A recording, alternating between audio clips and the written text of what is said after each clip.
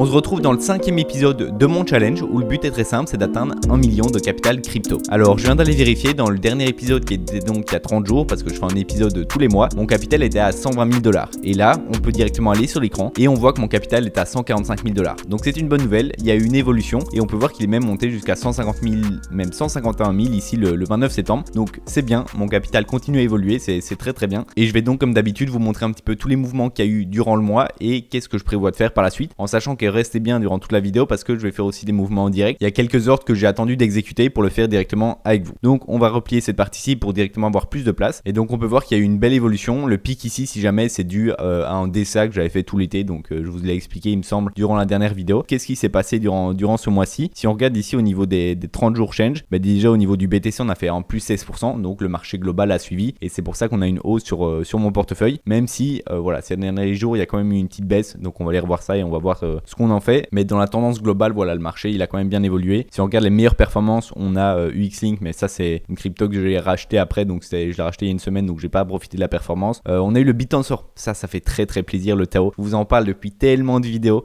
qu'il faut racheter, qu'il a des niveaux de prix super intéressants et tout. Et durant ce mois-ci, ça a été vraiment la confirmation parce que il a fait en plus 138% en 30 jours. Je sais pas si vous vous imaginez. Moi, j'avais mis 10 000 $. Et je suis maintenant à 23 000 $. Donc c'est surtout le Tao qui m'a permis d'augmenter autant au niveau de mon wallet crypto ce mois-ci parce que voilà, la performance, ça fait en plus 12 000 $, ce n'est pas rien. J'espère que vous avez pu en profiter, surtout que le Tao, si on va voir, il est monté jusqu'à 600 $.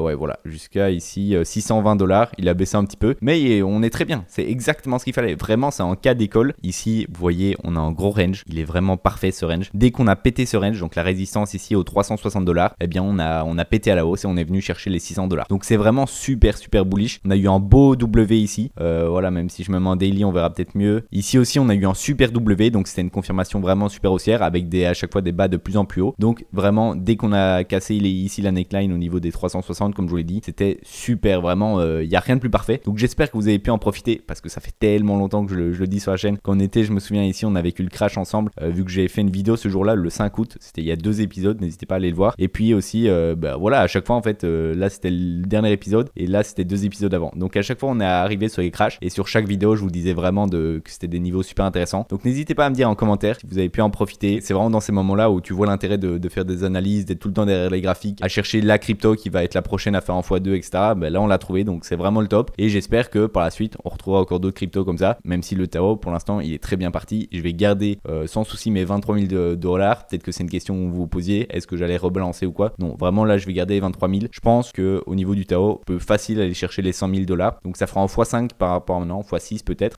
Au niveau du market cap, c'est pas déconnant. Et au niveau du prix, ça ferait quelque chose vers les 3 000 $ si je me trompe pas. Ouais, voilà, en x6, ouais, vers les 3 000 $. Donc on va voir comment évolue le marché. Je dis pas que je vais pas vendre tant qu'on n'atteint pas les 3 000 $. Clairement, je prendrai des profits avant. Mais ça pourrait être une belle target. Si on regarde au niveau des pires performances ici, Pixiverse, je l'ai acheté il y a pas longtemps, même si c'est pris une petite claque, c'est pas très important. Vous voyez que j'ai investi 100 $. C'est juste des. Enfin bref, je vais vous expliquer après ce qui s'est passé. Ouais, c'est toujours un peu les mêmes. Massa, Cookie, ça c'est des privés de sel. C'est aussi sur le long terme. Ouais, voilà. Il y a pas forcément quelque chose à dire. Maintenant, ce que je voulais vous montrer, c'est au niveau des transactions, parce qu'il y a eu un petit peu de mouvement au niveau de mon wallet. Donc voilà, ça s'est surtout passé le 27 septembre, où en fait j'ai rechargé plein de petites cryptos. C'est-à-dire que j'ai fait une grosse analyse pendant une journée entière. J'ai regardé tout CryptoRank, c'est le site avec lequel je fais mes analyses. Et donc j'ai regardé ce site-là, j'ai regardé toutes les tokens qui s'étaient lancés durant les 4, 5, 6 derniers mois. J'ai regardé à chaque fois leur tokenomics. Est-ce que c'est quelque chose qui est positif pour une prise de valeur? J'ai regardé également leur graphique pour voir si le graphique donnait une certaine direction haussière. Et donc parmi des centaines, voire des milliers peut-être de tokens que j'ai regardé, j'en ai pris quelques. Donc vous voyez ici, il y en a une dizaine. Il me semble qu'il y en a juste 10. Et à chaque fois, j'ai investi entre 100, 200, parfois 300 $. Au total, j'ai investi 2000 $. Et si ça crache encore, je réinvestirai peut-être un petit peu. Donc c'est pas énorme par rapport à mon wallet global. 2000 $ sur 150 000 $. Voilà, ça reste 1%, 1% et demi. Donc ça reste très petit, mais c'est des cryptos qui sont assez risqués parce qu'à chaque fois, c'est des market cap qui sont très petits. Et donc parmi d'ailleurs toutes ces cryptos, il y en a qu'on a vu juste avant où je suis déjà à moins 30%. Vous voyez, ça va très vite. Si je viens ici, celle-ci plus 8. Voilà, ici moins 15. Ici Mocha moins 22. Social, c'était une crypto dans laquelle je croyais pas mal. J'avais mis 300 $. Je suis à moins 55%, donc elle a déjà divisé par 2. Bon, voilà, ça fait partie du jeu. Moi, je m'en fous total. C'est des cryptos que je vais pas du tout regarder. Ça peut aller à moins 9%. Le but, c'est que parmi celles-là, parmi les 10, il y en ait peut-être une, deux, trois qui fassent en x10, peut-être en x100, et donc qui remboursent toutes les autres. Le but dans ce genre de crypto, c'est vraiment de se diversifier. Là j'en ai 10, c'est pas encore énorme, ça pourrait être plus, mais voilà, c'est des petits investissements, je vais pas en tenir compte, je verrai juste plus tard dans le bull run comment ça se passe, et peut-être qu'on aura des belles surprises. Donc n'hésitez pas, c'est pas un conseil d'investissement, hein. N'investissez pas sur les cryptos juste parce qu'elles sont là. Moi j'ai fait mes recherches, etc. Donc vraiment faites vos recherches de votre côté. Je te fais une petite interruption dans la vidéo pour te dire que si tu apprécies le contenu que je te propose, n'hésite pas à liker la vidéo, à t'abonner et à mettre un petit commentaire, moi ça me soutient. Et si on regarde maintenant au niveau de la location, Bitcoin qui était vraiment très majoritaire durant toute ma première phase de cycle, là il commence à diminuer petit à petit, on arrive à 42%. L'Etho qui a pris une bonne dominance avec 15%, donc ça commence à être pas mal. Le Tether, donc USDT, ça si jamais vous n'avez pas vu les derniers épisodes, c'est pas de l'USDT que j'ai comme liquidité, c'est de l'USDT qui est bloqué dans des private sales qui vont bientôt sortir. Donc c'est bloqué, c'est déjà dans des projets, c'est juste que le temps qu'elle sorte, je le mets ici sous forme d'USDT, mais donc c'est pas vraiment 14%,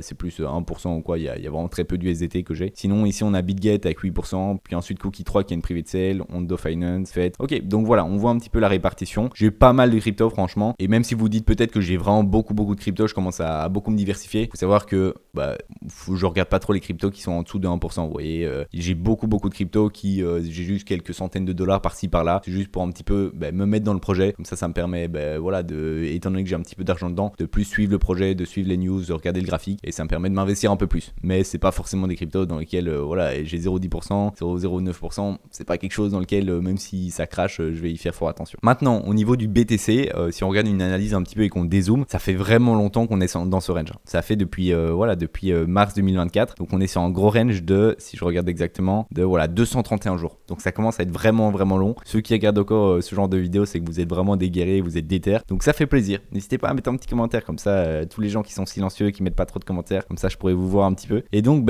voilà, on est dans un gros range. Enfin au niveau des figures chartistes, c'est plus en canal baissier, mais on comprend, c'est dans la même logique. Donc c'est vrai que si vous regardez pas mal de mes vidéos, souvent je disais que l'été était très calme et que souvent vers septembre, octobre, c'est un petit peu ce que je privilégiais, que on ait de nouveau de la volatilité et qu'on reparte à la hausse ou à la baisse, mais je privilégiais plus à la hausse. Et forcément, c'est pas, comme vous le voyez, c'est pas vraiment ce qui s'est passé. Maintenant, je pense toujours que la fin d'année 2024 ici va être assez volatile et qu'on peut avoir de belles surprises, notamment parce que dans moins d'un mois, donc là, le prochain épisode d'ailleurs que je vais tourner, ça sera sûrement, c'est toujours autour du 6, 7, 8, et donc ça sera un tournage qui sera assez spécial parce qu'il y aura sûrement énormément de volatilité. Pourquoi? Parce qu'on a deux éléments en début novembre qui arrivent. On a le 5 novembre, on a les élections américaines, donc ça va avoir beaucoup de mouvements. Donc il y a deux candidats, Donald Trump et Kamala Harris, et forcément on voit que Trump il est plus pro crypto. Donc à mon avis ce qui va se passer c'est que le marché va beaucoup réagir en fonction de qui est élu. Même si on pourrait un petit peu anticiper le marché et il y a cet adage très connu buy the rumor, sell the news, mais dans ce cas-ci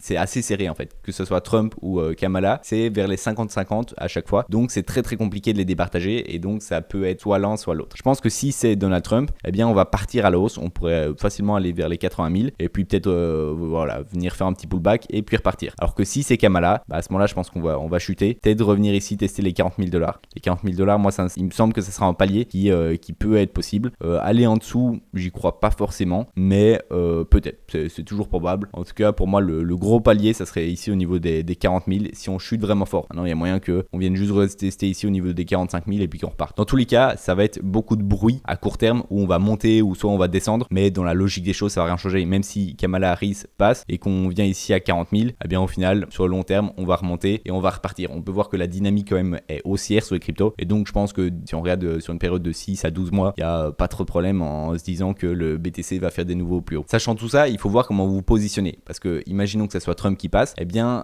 voilà, si vous n'avez pas envie d'acheter vos cryptos 20% plus cher et si c'est Kamala, à ce moment-là ça serait une belle offre parce que vous aurez des cryptos moins chers. Donc moi ici ce que je vais faire, et je vais le faire d'ailleurs juste après avec vous, c'est que je vais rééquilibrer mon portefeuille comme si le marché allait aller à la hausse. Mais je vais pas le faire à 100%, c'est-à-dire que je vais pas prendre toutes mes liquidités et acheter toutes les cryptos. Je vais peut-être mettre 30-40% de mes liquidités. Si jamais on a une chute du cours, eh bien à ce moment-là je pourrais racheter des cryptos et si c'est Donald Trump, eh bien on aura une hausse et tant pis, j'attendrai une correction pour re-rentrer s'il le faut. Et d'ailleurs j'ai oublié de vous dire parce que je vous ai dit qu'il y avait deux éléments super importants. Je vous ai parlé des élections américaines, mais le deuxième élément c'est les taux d'intérêt. Ça veut dire qu'il y a des réunions FOMC tous les mois, tous les 2 mois, ça dépend un petit peu.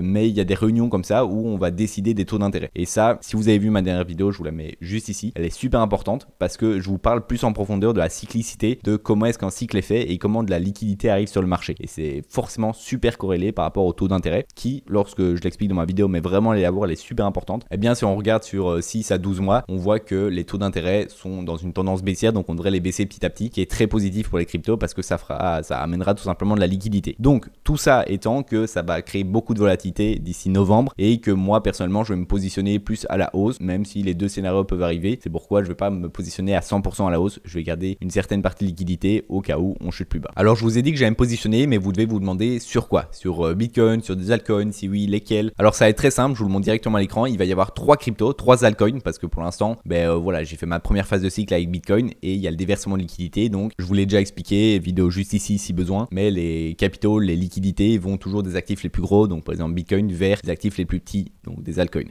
Et donc là actuellement, je pense qu'on est sur une bonne période pour passer de Bitcoin aux altcoins. Maintenant c'est plus risqué, donc voilà, il y a plus de risques, il y a aussi plus de potentiel récompense. Donc ça c'est à vous de voir. Il y a 3 cryptos que j'ai sélectionnés. La première c'est Akash Network, AKT. Il y a différentes raisons, je vais pas tout détailler ici sinon la vidéo ferait 1 heure, mais au niveau des graphiques en tout cas ils sont très beaux, je vais vous montrer juste ici. Vous voyez AKT c'est une nouvelle crypto, donc ça c'est un très bon point. On a eu une belle chute, on revient ici dans la zone des 786 au niveau Fibonacci, donc c'est très intéressant pour recharger. Et également quand on regarde plus à court terme, on peut voir que on a, si je prends une trend ici, on a une tendance haussière qui se dessine depuis août 2024. Eh bien on a une belle tendance et ça c'est assez positif parce que ça nous montre qu'il y a une force acheteuse et que donc on tient à chaque fois nos plus bas. Ensuite on a Render, donc Render plus gros token parce que là donc Akash on était sur rank 119 avec combien de market cap? 607 millions. Ici Render on est top 44 avec 2,14 milliards, donc c'est plus gros, voilà, mais moi ça me paraît assez bien. Les tokens ici dans le top 40, 50, ça me paraît être en bon niveau entre le risque et la potentielle récompense. Donc voilà, moi c'est mon avis par rapport à ça. Et donc on est dans quelque chose d'assez similaire à Akash. Simplement ici il a un historique un peu plus élevé, mais étant donné qu'on a fait des plus hauts, ça me dérange pas trop vu que ça va pas faire une pression baissière. Ici on a eu une belle baisse, on est également sur des très beaux niveaux de Fibonacci et on peut voir qu'on est sur la même structure où depuis août, eh bien on est sur une tendance haussière. Vous pouvez vous dire peut-être toutes les cryptos sont comme ça, mais pas du tout. Si vous allez voir la majorité des cryptos, elles ont tout simplement coulé, elles ont dégouliné, à chaque fois elles ont fait des plus bas que celui de août par exemple. Et la dernière ça va être Injective, donc gros token aussi, top 48 au niveau des tokenomics, c'est très bien, ils ont plus de supply à délivrer. Et si on regarde ici, on est également dans le même schéma avec, hop, je prends ici une courbe depuis août, on a juste le dernier point là qui pourrait peut-être descendre un petit peu plus bas, mais on est sur une tendance haussière, également le même schéma. On a déjà vécu un cycle pour Injective, c'est le seul un peu problème, mais comme pour Render avant, on a dépassé les plus hauts, donc ça ne m'inquiète pas trop, il n'y a plus de pression vendeuse. Et pour les 3 tokens d'ailleurs, on est vraiment sur des pourcentages très très similaires. Si on regarde de maintenant jusqu'à leur ATH, on est sur un 160%. Pour les 3, je vous jure, à 2-3% près, on est à chaque fois sur la même chose. Donc on peut se projeter sur des belles perspectives pour la suite. Et pour ça, eh bien, je vais tout simplement prendre un petit peu de BTC. Ma position qui est ici sur Bitcoin, qui a été ouverte à 52 500, donc vraiment un endroit assez stratégique. Malheureusement, je vais devoir reprendre une petite partie parce que je pense qu'il y a vraiment un certain coup d'opportunité et que durant les prochains mois, surtout en cette fin d'année, c'est probablement, en tout cas de mon avis,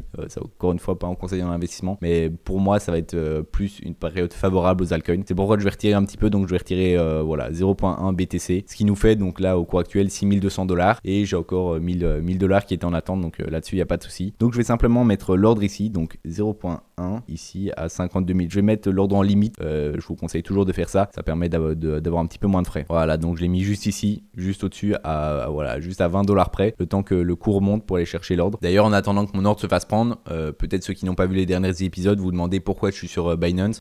Déjà parce que je suis pas résident français, donc je peux trader avec levier sur Binance, et surtout parce que je préfère à 100% BitGet, mais j'ai pas envie d'avoir tous mes œufs dans le même panier. Et donc sur BitGet, on peut aller voir juste ici, au niveau de mes actifs, j'ai déjà 31 000 $, donc j'ai pas envie de rajouter 20-25 000 $ en plus. Je préfère être sur 2 plateformes différentes, comme ça s'il y a un souci jamais sur l'une, ça n'impacte pas tout mon capital. Voilà, c'est assez logique. Et donc maintenant là je vais sortir ces 6 000 € et je vais les remettre sur BitGet parce que sinon les cryptos que je veux acheter elles sont pas toutes sur Binance, donc je vais simplement aller retransvaser mes USDT sur BitGet et puis on se retrouve juste après. Yes, donc il s'est peut-être passé 10 minutes parce qu'au final j'ai un peu changé d'avis et j'ai décidé de vendre l'intégralité de ma position pour la racheter un peu plus bas et en même temps mettre en levier x3 parce que je pouvais pas en fait faire différemment, il fallait que je vende entièrement, donc j'aurais plus mes 8 000 € de profit, je les ai simplement pris et donc j'ai mis une position là à 60 100 avec simplement en levier x3, donc l'ordre il est ouvert juste ici voyez ici, il y a 0,7 de BTC en tant que quantité. Donc ça va être une position qui était très similaire à celle d'avant. Et j'ai mis un levier x3 parce que du coup, ça descend au niveau des 40 000 $. Et je pense qu'on n'ira pas forcément plus bas. Sinon, je rajouterai un peu de marge. Donc il n'y a rien d'inquiétant. Et comme ça, j'ai pu retirer 8 000 $. Et avec ces 8 000 $ plus les 1 000 $ que j'avais de côté, ça me fait donc 9 000 $ en tout. Je vais pouvoir mettre un petit peu plus sur les 3 cryptos que je vous ai dit parce que du coup, j'ai un petit peu plus de liquidité. Ok, donc je viens de recevoir mes USDC sur BitGet. Donc je vais simplement les convertir en USDT. Il y a 0 frais, donc ça c'est cool. D'ailleurs, n'hésitez vraiment pas à utiliser BitGet.